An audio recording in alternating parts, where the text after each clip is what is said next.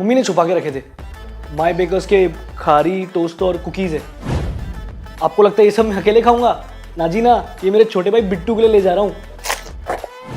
माना कि my baker's के सारे प्रोडक्ट्स बहुत टेस्टी है, लेकिन मैं इसको टच भी नहीं करूंगा।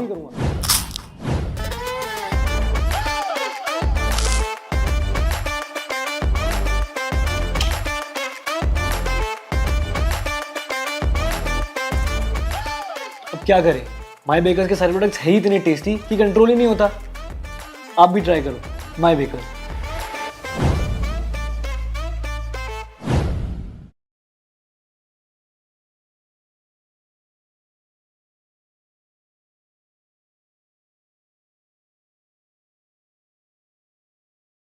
जय झूलेलाल दोस्तों, मां तव्हांजो सिंधी वॉइस हिकु वरी हाज़िर आहे हिकु नए एपिसोड सां गॾु असांजे सुहिणे शो जंहिंजो नालो आहे असांजा गुरु, powered by my bakers, co powered by eat lions real estate.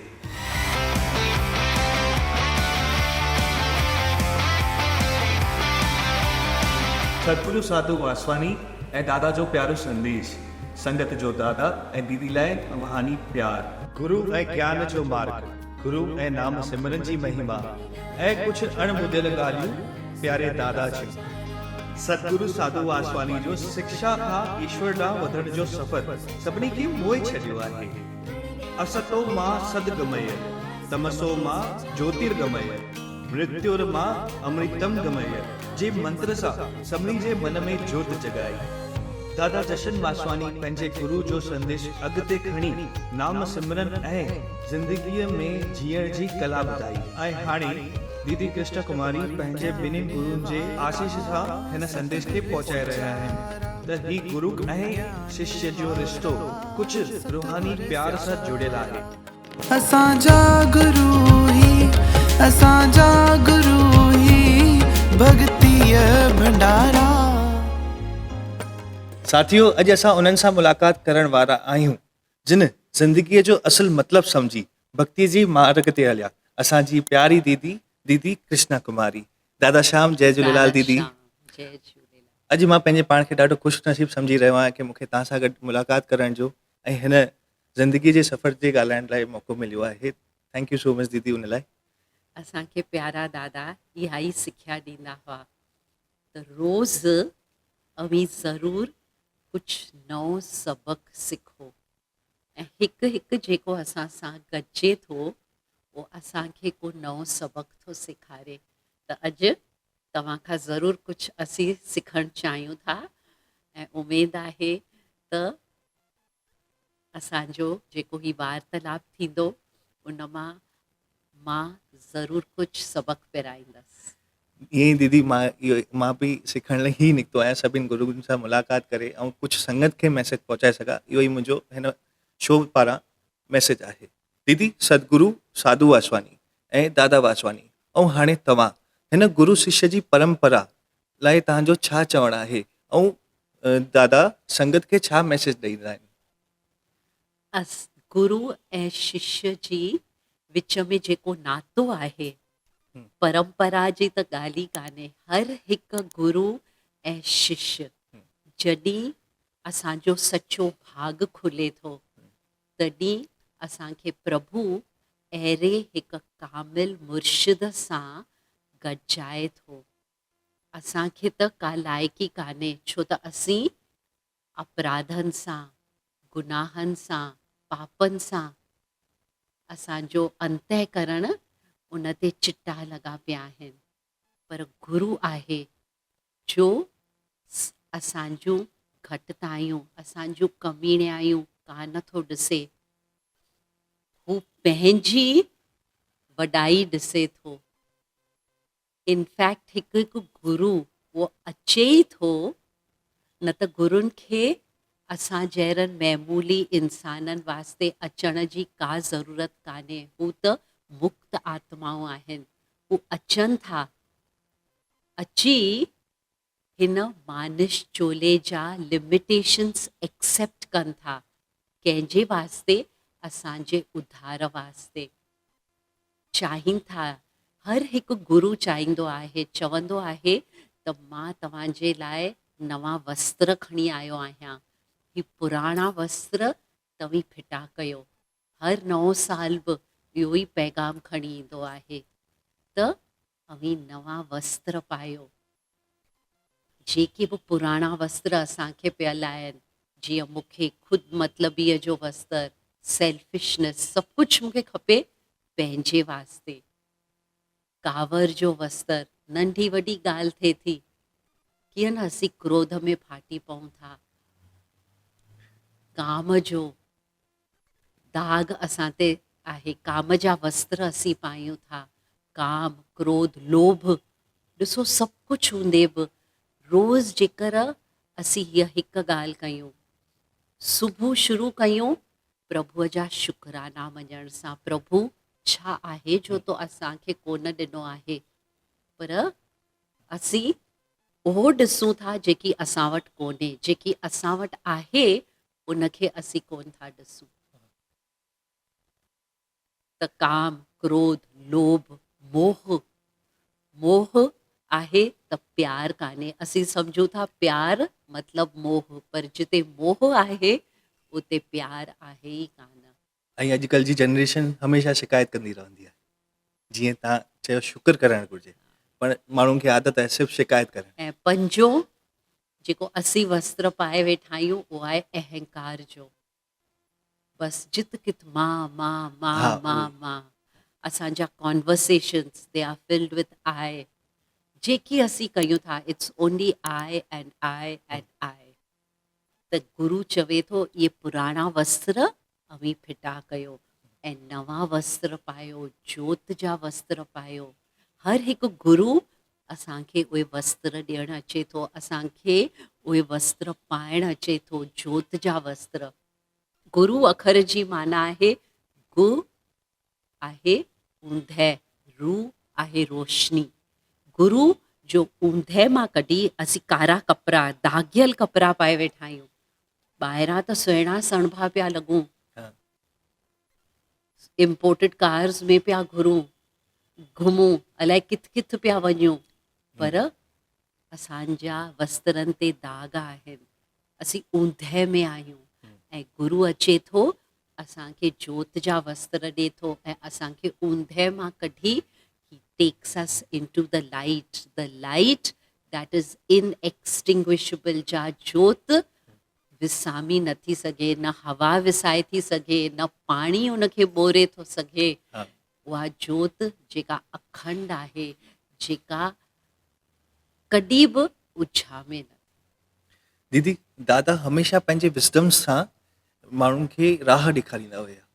त इन में तव्हांजी अॼु जी जनरेशन लाइ छा वीचार आहिनि कि अॼु जी जनरेशन खे कीअं हलणो घुरिजे? हर हिकु सुवाल जेको अॼु जे जनरेशन खे आहे, दादा ही वॉज अ विजनरी, दार्शनिक हुआ। जीअं असांजे गुरुदेव साधू वासवानी 1933 में ही स्टार्टेड स्कूल रुगो छोकिरियुनि वास्ते। छो त 3 ॾींहंनि में छोकिरियुनि खे पर्दा सिस्टम में हूंदियूं हुयूं, उन्हनि खे घर खां ॿाहिरि निकिरण न ॾींदा हुआ, रुगो घर में उन्हनि खे कन्फाइन करे रखंदा हुआ। पर गुरुदेव चयो न, नारी शक्ति आहे जेका सॼे विश्व खे बचाए सघे थी। जेके क्वालिटीज़ नारीअ में आहिनि उहे ई क्वालिटीज़ असांखे खपनि। उन विशाल दृष्टि सां 1933 जॾहिं सभु गुरुदेव खे चवंदा ही ताईं छा करे रहिया आहियो, त हू वॾा दार्शनिक हुआ। हिकु हिकु ॻाल्हि, हुननि जी हिकु हिकु सिख्या आहे प्रैक्टिकल एंड वैलिड टुडे। ऐं छो अपीलिंग आहे, छो त रुगो हुननि अखर की न चया, जेको चयऊं they were living, moving embodiments, they were pictures of what they spoke. Their words did not speak, their life spoke। असीं ॻाल्हायूं हिकु था, कयूं ॿियो कुझु था, सोचूं टियों कुझु था। विजन क्लियर हुजे। दीदी, पाण दादा जो जनम ॾींहुं मल्हाईंदा आहियूं मीटलेस डे करे, त उहो उनजे पुठियां कोई हीअ बि ॻाल्हि, अॼु जित ताईं वेंदा दुनिया में, हू चवनि था मांस आहार खां परे रहो। पहिरीं छो एनवायरनमेंट जे करे। हा अॼुकल्ह पोल्यूशन जित किथे आहे, अॼुकल्ह ग्लोबल वॉर्मिंग आहे, बीमारियूं लॻियूं पयूं आहिनि। सॼी काइनात हाणे फिरी वई आहे। ॾिसो डिसेंबर में मींहं पिया पवनि हा त मुंदूं बदिलजी वियूं आहिनि। छो त इंसान नेचर खे रिस्पेक्ट कोन कयो आहे, इज़त कोन ॾिनी आहे। ऐं असीं नेचर जो हिकु नंढो भाग आहियूं, चवंदा न आहिनि त कण मां नेचर असांजो भाग आहे, असीं नेचर जो नंढो भाग आहियूं। त असांखे नेचर खे रिस्पेक्ट करणु खपे। एनिमल्स खे गुप्ताम आहिनि पर दे कॉन्ट्रीब्यूट, इन्हनि जे करे ह्यूमन लाइफ पॉसिबल आहे। जे जानवर न हुजनि ह्यूमन लाइफ पॉसिबल ई न हुजे। पर असीं बेरहमी थी उन्हनि जो मांस खाऊं था ऐं सम्झूं था त उन मां असांखे ताक़त ईंदी। पराए मांस मां जेको मांस, जेको खाधो ठहे थो हिंसा मां, दुख मां, पीड़ा मां, चिंता मां, डप मां, उहो खाइण सां असांखे ताक़त हरगिज़ की न मिलंदी। ऐं हींअर त डॉक्टर्स इन ते तजुर्बा कया आहिनि। Scientifically it has been proved that meat eating is injurious to our health, असांजे सिहत लाइ हानिकारी आहे। दीदी जीअं त तव्हां from the point of view of health, from the point of view of environment, from the point of view of compassion, कंहिं बि पासे खां मांस खाइणु असांजे वास्ते असुल फॉरबिडन आहे। इट्स ऑलवेज ऐं क्रिएट अ ही negative powers. Not only negative powers, पर जेको मांस खाईंदो आहे न उहो उनजो मन ई ॿियो थी वेंदो आहे। जहिड़ो अन्न तहिड़ो तहिड़ो मन। मन। असांखे पंहिंजे खाधे जी तमामु परहेज़ करणु खपे ऐं पखियुनि पसुनि जी असांखे सेवा करणु खपे। असीं सिंधी आहियूं, असांजी निशानी कहिड़ी हुअणु खपे, हर हिकु सिंधी घर में पखियुनि लाइ पाट हुअणु खपे, उन्हनि खे खारायूं। पखियुनि जी आसीस असांखे अॾींदी। ऐं इहो विज़न असांजे गुरुदेव साधू वासवानी खे हिकु सदी पहिरीं आयो ऐं चवंदा ही त हाणे जी ॻाल्हि आहे। ऐं उन्हनि चयो त जे तव्हीं इंसान ज़ात खे बचाइणु चाहियो तई, चाहियो था लड़ायूं झगड़ा बंदि थियनि, पृथ्वी ते सुलह शांती अचे, जी। त स्टॉप ऑल किलिंग, हर हिकु क़िस्म जी हत्या अवी बंदि कयो।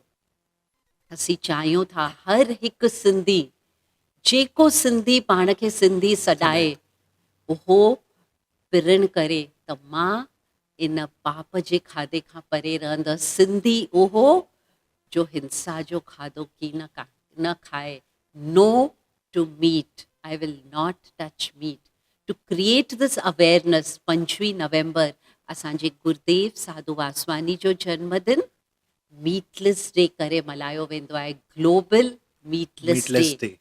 ऐं असीं तव्हां सभिनि खे वेनती कंदासीं तई असांखे इन ॾींहुं न, पाण त हर हिकु सिंधी उहो त जीवन भर वैष्णु थींदो, पर तव्हीं पंहिंजनि मिटनि माइटनि ओरे पारे फ्रेंड्स बिज़नेस कम्यूनिटी सभिनी खां असांखे प्रतिज्ञा पत्र भराए मोकिलियो त 25 नवंबर हीअ सॼी पृथ्वी one day we all will go meatless. No Meatless day. slaughter, no killing on November 25. दीदी हिन में तव्हां मूंखे ॿुधायो पाप ह्यूमन लाइफ, त हिन ज़िंदगीअ खे सरल कीअं बणाइजे? तमामु सरल ॻाल्हि आहे। असांखे सिंपल ॻाल्हियूं न वणंदियूं आहिनि, हा। असीं सरल खे कॉम्प्लिकेट कंदा आहियूं। हा, माण्हू पिया वीचार में पिया हूंदा आहिनि कि त जीअं तव्हां हाणे तमामु सवली ॻाल्हि आहे। जे असीं पंहिंजे जीवन खे शोभनीक बणाइणु चाहियूं, जे असीं पंहिंजी क़िस्मत पाण लिखणु चाहियूं त 5 ॻाल्हियुनि खे ज़ोर ॾियूं। पहिरीं पंहिंजनि वीचारनि ते असीं चौकीदारी कयूं। वीचार चौकीदारी। तमामु इम्पॉर्टेंट आहिनि। वीचार असांजे जीवन जी इमारत अॾीनि था। ॿी ॻाल्हि वीचारनि जी संभाल करण वास्ते पंहिंजी संग जी संभाल कयो। जहिड़ो संग तहिड़ो रंग, पंहिंजे संग जी संभाल कयो। टी ॻाल्हि, जीअं असीं पंहिंजे वीचारनि जी संभाल कंदासीं, तमामु ज़रूरी आहे असीं पाण खे हल्को रखूं। हा। पर असीं हमेशा टेंशन में भरिया पिया हमेशा हूं। टेंशन हमेशा। हम छो भरिया आहियूं? छो त पंहिंजे अंदरि असीं हर्ट खणी पिया घुमूं। हिन मूंखे हीअं चयो, गिलाऊं, हिन बसि मूंसां गिलाऊं, हीअं हा। ॻाल्हायो, मां मूंसां हीअं ॻाल्हायईं, हा। त हर्ट, हर्ट। पोइ उहो हर्ट ज़ख़म थो करे, उहो ज़ख़म थिए थो, उन सां वरी पोइ मेंटल असीं प्रेशर। वरी वरी उहो ज़ख़म पाण खे अंदरि में पिया यादगिरी ॾियारियूं, तोसां हीअं कयईं, तो वरी उहो घटि कान्हे, वरी ॿिए खे ॿुधाईंदासीं, टे खे ॿुधाईंदासीं, नेठि हू हिकु बुग्ज़ थी पवंदो। ऐं जॾहिं बुग्ज़ कठा थींदा आहिनि, it affects our physical health, it affects our emotional health, it affects our spiritual development. त इन करे हिक हिक खे खिमिया कयो। The best giving is forgiving. असांजे प्यारे दादा जो जन्मदिन कीअं मल्हायो वेंदो आहे? Global forgiveness day. मां उहो ई तव्हांखां पुछण वारो रोज़ हुयो। असांखे इहो हिकु हिकु सिंधी इहा बि ॻाल्हि रोज़ करे, राति जो सुम्हे माफ़ी, हिकु हिक खे माफ़ी ॾे, चए जंहिं बि मूंखे रंजायो आहे मां उनखे माफ़ी ॾियां थो। ऐं हिक हिक खां माफ़ी घुरे। केतिरा दफ़ा असांखे ख़बर बि की न पवंदी आहे त असां ॿियनि खे दुख ॾिनो आहे, दीदी असां मां उहो ई पुछणु चाहियां पियो। ॿियनि खे रंजायो आहे। हिक हिक खे माफ़ी, हिक हिक, पर अहिड़नि खे माफ़ी छो ॾियूं जंहिं असांखे प्रभुअ तकलीफ़ ॾिनी खां आहे? माफ़ी घुरूं। अहिड़नि खे माफ़ी छो ॾियूं? उहो ई मां तव्हांखे ॿुधाइण वारी आहे। अहिड़नि खे माफ़ी छो ॾियूं? छो त असीं बि ग़लतियूं ॾींहं में लख करोड़ कयूं था। पोइ भॻवानु असांखे चए तव्हांखे माफ़ु न कयां, तव्हांखे कीअं लॻे? जे तव्हीं चाहियो था त तव्हांखे भॻवानु माफ़ु करे, त पहिरीं ॿियनि खे माफ़ु कयो। जेकी तव्हीं ॿियनि खे ॾींदा, उहो तव्हां वटि वापसि ईंदो। सदाईं जे निवृत सां तव्हीं हलणो। फॉरगिवनेस ॾींदा, प्रभुअ जी खिमिया तव्हां वटि वापसि ईंदी। पर जे तव्हीं चवंदा छो माफ़ु कयां, प्रभु बि चवंदो अदुल खपेव, अचो अदुल अची वठो। सही आहे। डिसाइड कयो, अदुल खपेव या फज़ुल खपेव। जे फज़ुल खपेव, सभिनि खे खिमिया कयो, सभिनि खे माफ़ु कयो। ऐं सभ खां मथे पाण खे माफ़ु कयो। असीं केतिरा भेरा ॿियनि खे माफ़ु कंदा आहियूं, पर पाण खे का चुक कईसीं, हलंदी पई पई हलंदी, पोइ पई वरी हलंदी। ॿियो को कमु करे की न सघंदासीं। पाण खे बि माफ़ु करणु सिखो। ओके। 5 ॻाल्हियूं शोभनीक जीवन रहण वास्ते। ओके। पहिरीं ॻाल्हि, ओके। वीचारनि जी संभाल। ओके। ॿी ॻाल्हि, संग जी संभाल। टी ॻाल्हि, पाण खे हल्को रखो। चौथी ॻाल्हि, रोज़ प्रभुअ सां तव्हीं कनेक्ट कयो। असीं सभिनी सां कनेक्ट कयूं था, तीअं असांजो उहा कम्युनिकेशन प्रभुअ सां थियणु खपे। एग्ज़ैक्टली। उहो नातो प्रभुअ सां जोड़ियो। छो त ही सभु नाता फ़ानी आहिनि। चवंदा आहिनि न, सिमरन में ई ताक़त आहे, उहो नाम में ई। वक़्तु अचे पियो जॾहिं असांखे उत हलणो आहे, जिते रुॻो हिकु ॻाल्हि कम में ईंदी। जेको नातो तव्हां प्रभुअ सां जोड़ियो आहे, जेको नातो तव्हां गुरूअ सां जोड़ियो आहे, इन करे उहो नातो जोड़ियो। ऐं पंजी ॻाल्हि, जेतिरनि जी मदद करे सघो ओतिरनि जी मदद कयो। हीअ पृथ्वी आहे, भूमि जिते असीं आया आहियूं हिक हिक जी मदद करण वास्ते। Why have we come here? To help as many as we can. ही 5 ॻाल्हियूं जे असीं कंदासीं, वी डोंट नीड टू, ॿियो को सुवाल ई न उथंदो। हा, सही। त दीदी हाणे मां म्यूज़ियम जे जेको असांजो दर्शन म्यूज़ियम हेॾो सुठे नमूने ठहियलु आहे, जेको लाइफ जो एक्सपीरियंस ॾिए थो। मां ॾिठो हेॾो टेक्निकली, कोई बि घटाई न करे डिटेल में हेॾो दादा जी लाइफ जो ॾेखारियो वियो आहे। त हिन जो पुठियां छा संदेश आहे पंहिंजो? पहिरीं ॻाल्हि त it's a technical marvel. Many people they regard it as the eighth wonder of the world. इन करे हर हिकु जंहिं बि इहो दर्शन न ॾिठो हुजे, हा प्लीज़ कृपा ज़रूर अची करे ॾिसजो। इहो वझ अवी न विञायो. अॼु ई पंहिंजी टिकट बुक कयो, अचो पूना में ऐं अची ही सुंदर ही हिकु दर्शन म्यूज़ियम कान्हे. It's not an audio visual experience but it is a life Life changing, a life building, a life transforming experience. हिन दर्शन ठाहिण जे लाइ असांजे प्यारे दादा लाइ घणा साल इन ते कमु कयो ऐं दादा खां पुछऊं त इन दर्शन ठाहिण जो मक़सदु छा आहे. चई माण्हू घिरे ऐं जॾहिं निकिरे हुनजी दिलि नई हुजे, हुनखे नवां वस्त्र पियल हुजनि.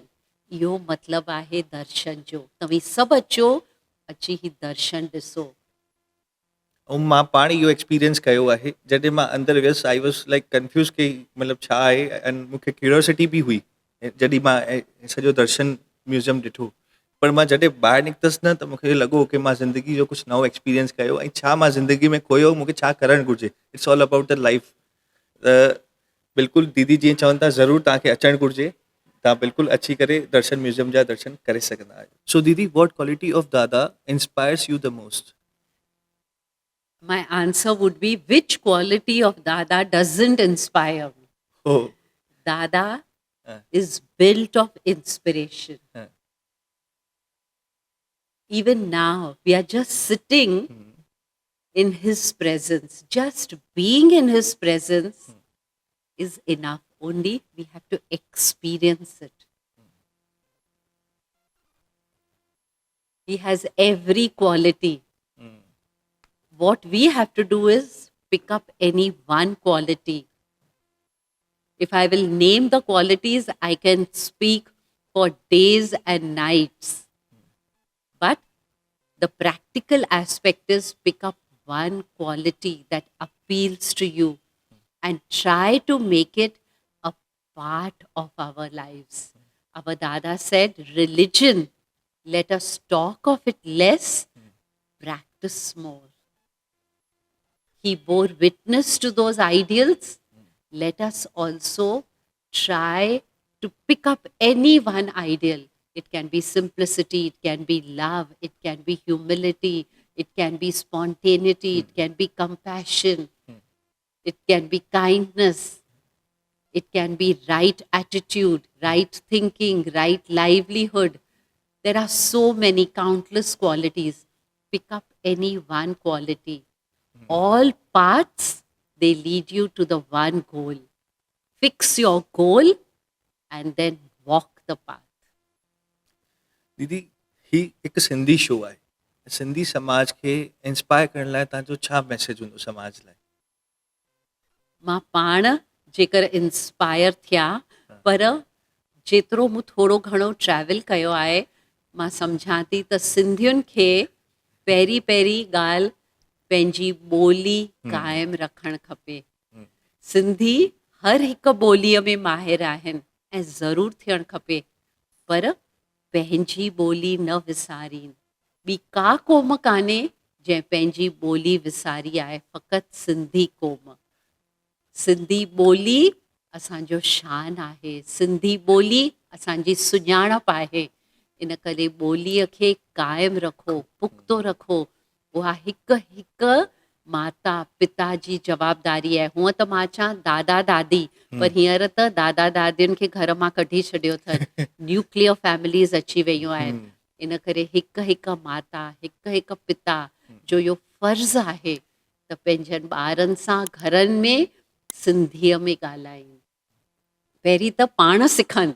अॼुकल्ह माताउनि ऐं पिताउनि बि पंहिंजी ॿोली विसारे छॾी आहे. ॿी, पंहिंजनि ॿारनि जी संभाल कयो. ॿार आहिनि अव्हांजो सचो खज़ानो. अॼुकल्ह असीं ॿियनि सभिनी ॻाल्हियुनि लाइ वक़्तु ॾियूं था, पर पंहिंजनि ॿारनि खे असीं गैजेट्स वठी ॾियूं था. गैजेट्स छो न ॾियूं, पर सभ खां वधीक उन्हनि खे खपे वक़्तु ऐं प्यारु. इहे 2 शयूं तव्हीं पंहिंजनि ॿारनि खे ॾियो। टी ॻाल्हि जेका ज़रूरी आहे, सिंधियुनि में घणेई गुण आहिनि, हू दानवान आहिनि, हॉस्पिटेबल आहिनि, महिमानवाज़ी जी मूर्त आहिनि, पर खेनि एकता कान्हे। जित सिंधी गॾु थींदा, हिक ॿिए जी पिया टंगू खिचंदा। छा थींदो उहो हिकु हिकु जवाबु ॾे। एकता जी ज़रूरत आहे। ऐं चोथों, सिंधी क़ौम न विसारीनि त हू संतान आहिनि संतनि जा। शाह अब्दुल लतीफ़, सामी, संत लीलाशाह, संत पारू शाह, असांजा गुरुदेव साधू वासवानी, असांजा प्यारा दादा, उन्हनि संतनि जे सिख्याउनि जी ओट वठनि। दीदी जीअं दादा हमेशह सेखारियो आहे पाण साधारण जीवन जियूं उहो ई सुठो आहे, पर पाण हू पंहिंजी ख़ुशीअ लाइ हमेशह उन्हनि खे रईज़ी खपे, गाॾियूं मोटरूं खपे। ख़ुशी न, पंहिंजे दुख लाइ। जॾहिं असीं सादगी खां परे था वञूं, असीं पाण खे दुखी था कयूं। जे असीं सादा आहियूं, कंटेंटेड आहियूं, त पोइ दुख असांखे छुई न सघंदो। पर अॼु जे समाज खे त सभु इहे सुख खपनि। सुख छो न वठूं? सुख कन्वीनियंसिस ठहियूं ई आहिनि असांजे वास्ते, उन्हनि खे असीं छो न यूज़ कयूं, पर असीं उन्हनि जा मालिक थियूं, असीं उन्हनि जा ग़ुलाम आहियूं। मोबाइल असांखे केॾियूं सहूलियतूं ॾिए थो। हूअं असांखे फैक्स तार मोकिलणी पवंदी हुई, अलाए घणा ॾींहं लॻंदा हुआ। ख़त पहुचण में त कॾहिं महीनो लॻंदो, हींअर 1 सेकेंड नथो लॻे, तव्हांखे को जवाबु खपे। केतिरियूं सहूलियतूं आहिनि, पर इंसान मोबाइल जो मालिक न, पर ग़ुलाम बणिजी पियो आहे। असांखे सिर्फ़ु हिकु ॻाल्हि करणी आहे, मालिक थियो, ग़ुलाम न थियो। दीदी मूंखे ॾाढो मज़ो आयो तव्हां सां ही पॉडकास्ट करे, ऐं आई थिंक मज़ो तव्हांखे दुख ॾींदो, आनंद हिकु हिकु असां मां ठहियलु आहे। सत चित आनंद। आनंद उहो जो केरु तव्हां खां खसे न सघे। मज़ो हिकु खिन वास्ते आहे। आनंद, उहो आनंद तव्हीं पाण सां खणी वञो, जित वञो उहो आनंद वञी ॿियनि खे विरायो। ऐं इहो ई असांजो मक़सदु आहे कि गुरु ज्ञान सभिनि खे मिले, ऐं हिन शो जे पारां मां हीअ पहुचाइण जी कोशिशि करे आहियां दीदी। ऐं मूंखे बि तव्हां सां ॾाढो कुझु सिखणु मिलियो, ऐं तव्हां सां मिली करे मां पंहिंजे पाण खे भागनि वारो थो सम्झां। हिन शो जो हिकु स्पॉन्सर आहिनि जेके माई बेकर्स आहिनि, अहमदाबाद जी हिकु बेकरी आहे, जिन तव्हांजे लाइ हिकु नंढी सी सुखड़ी गिफ्ट टाइम पर मोकिलियो, उहो मां तव्हांखे ॾियणु चाहींदुसि। असांजा गुरु ही भक्तीअ भंडारा।